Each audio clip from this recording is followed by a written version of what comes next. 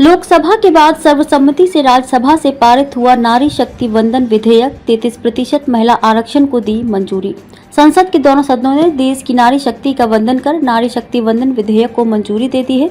नारी शक्ति वंदन विधेयक के माध्यम से लोकसभा और राज्य विधानसभाओं में महिलाओं को 33% आरक्षण दिया जाएगा। मध्य रात्रि तक चली चर्चा के बाद पारित हुआ विधेयक। 128वें संविधान संशोधन विधेयक को गुरुवार राज्यसभा में मध्य रात्रि तक चली चर्चा के बाद पारित किया गया। इसके बाद राजस्थान को अनिश्चित काल के लिए स्थगित कर दिया गया। राज्यसभा में विरोध में नहीं पड़ा एक भी मत। संविधान संशोधन के कारण विधेयक को मत विभाजन के बाद अपनाया गया। विधेयक को सभी सदस्यों का समर्थन मिला और विरोध में कोई मत नहीं पड़ा। इस तरह विधेयक को पारित कराने के लिए आवश्यक 2/3 बहुमत मिल गया। विधेयक पर चर्चा में उच्च सदन के 72 सदस्यों ने भाग लिया। इससे पहले लोकसभा ने इस विधेयक को किया पारित। इससे पहले लोकसभा ने बुधवार को इस विधेयक को पारित कर दिया था। राज्यसभा ने भी गुरुवार को महिलाओं के आरक्षण संबंधी नारी शक्ति वंदन अधिनियम 2023 पर अपनी मंजूरी दी। विधेयक को लेकर अब आगे क्या? अब राष्ट्रपति द्रौपदी मुर्मू के हस्ताक्षर के बाद ये विधेयक कानून बन जाएगा। आगे इसे देश की 20 विधानसभाओं से भी मंजूरी दिलानी होगी। पीएम मोदी के जन्मदिन पर ऐतिहासिक बिल पारित। इस दौरान सभापति जगदीप धनखड़ ने एक तरफ केंद्रीय कानून मंत्री को विधेयक के समर्थन में मिली सर्वसम्मति के लिए बधाई दी। साथ ही उन्होंने बताया कि आज हिंदू कैलेंडर के अनुसार प्रधानमंत्री मोदी का जन्मदिन है और उनके जन्मदिन पर यह ऐतिहासिक बिल पारित हुआ। राज्यसभा में किसने किया ये विधेयक पेश? केंद्रीय कानून एवं न्याय मंत्री स्वतंत्र प्रभार अर्जुन राम मेघवाल ने राज्यसभा में विधेयक को पेश किया। विधेयक पर हुई चर्चा की शुरुआत करते और जवाब देते हुए मेघवाल ने कहा कि नीति, नियत और प्रधानमंत्री नरेंद्र मोदी के नेतृत्व के चलते इस बार महिलाओं को आरक्षण मिलकर रहेगा। आशंका मत करो, मोदी है तो मुमकिन है। मोदी सरकार शुरू से ही नारी सशक्तिकरण के पक्ष में रही है। विकसित भारत बनाने की दिशा में महिला सशक्तिकरण आवश्यक है। यह विधेयक इसी दिशा में एक महत्वपूर्ण कदम है। विधेयक में चर्चा के दौरान क्या बातें उठी? विधेयक में चर्चा के दौरान कई सांसदों ने ओबीसी महिलाओं को आरक्षण का मुद्दा उठाया। मेघवाल ने कहा कि कांग्रेस का आज ओबीसी के प्रति प्रेम क्यों जाग रहा है। 1951 में डॉक्टर भीमराव अंबेडकर ने नेहरू सरकार से इस्तीफा दिया। उसमें एक कारण पिछड़ा वर्ग के लिए आयोग नहीं बनाना था। उन्होंने कहा कि जनगणना और परिसीमन महिला आरक्षण विधेयक को अधिक प्रभावी बनाएगा। जनगणना और परिसीमन के बाद SC/ST वर्ग की महिलाओं को इसका समुचित लाभ मिल पाएगा। विधेयक पर चर्चा के अंत में क्या बोले पीएम मोदी? प्रधानमंत्री नरेंद्र मोदी ने महिला आरक्षण विधेयक पर चर्चा के अंत में उच्च सदन से महिला आरक्षण विधेयक सर्वसम्मति से पारित करने का अनुरोध किया। उन्होंने कहा कि विधेयक के पारित होने से राष्ट्र निर्माण में महिला नेतृत्व आगे आएगा और उज्जवल भविष्य की गारंटी बनेगा। दोनों सदनों में कितने सांसदों ने चर्चा में लिया भाग? उन्होंने उच्च सदन में विधेयक पर मतदान से पूर्व कहा कि 2 दिनों में 162 सदस्यों ने दोनों सदनों में चर्चा में भाग लिया है।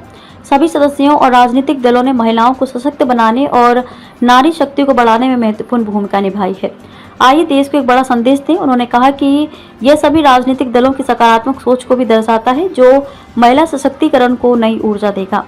क्या बोले विपक्ष के नेता?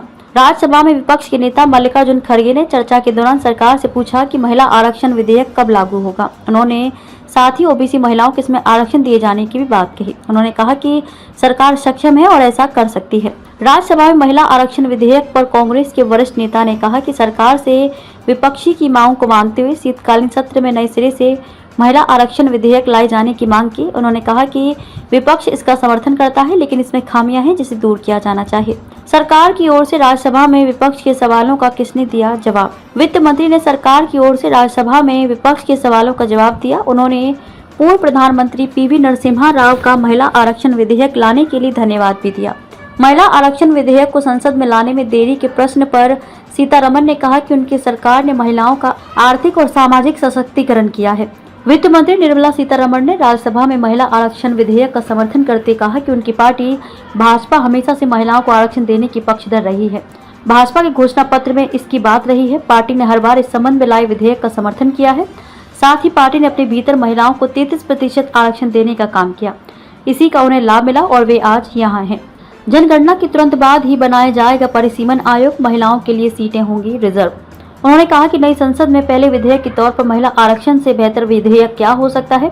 यह विधेयक जुमला नहीं है। उनकी सरकार महिलाओं के मुद्दे पर राजनीति नहीं करती। उन्होंने कहा कि परिसीमन की प्रक्रिया को पिछली सरकारों में टाला गया है लेकिन हम इसे नहीं टालेंगे।